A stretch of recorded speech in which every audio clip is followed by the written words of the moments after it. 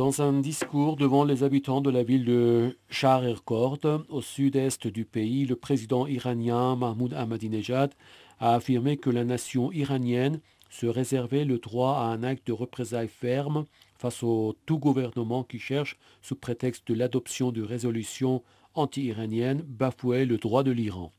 En critiquant l'attitude illogique et l'approche politique du Conseil de sécurité de l'ONU, le président Ahmadinejad a estimé que les décisions de ce Conseil n'étaient pas crédibles.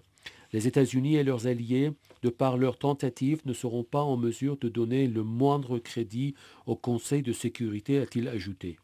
Le chef de l'État iranien a par ailleurs rappelé que l'administration américaine et ses alliés, au lieu de condamner les crimes du régime sioniste, soutenaient en bloc ce régime usurpateur. Il s'imagine que l'adoption des résolutions anti-iraniennes pourra sauver ce régime, a-t-il indiqué. Le président Ahmadinejad a souligné que le régime sioniste s'approchait de son déclin et que les tentatives sournoises de ses protecteurs censés sauver ce régime non seulement n'aboutiraient à rien, mais encore précipiteraient la mort de ce régime criminel. Dans une autre partie de ses propos, le président iranien a réaffirmé que le maximalisme et l'expansionnisme tout au long de l'histoire étaient à l'origine de tous les malheurs de la société humaine.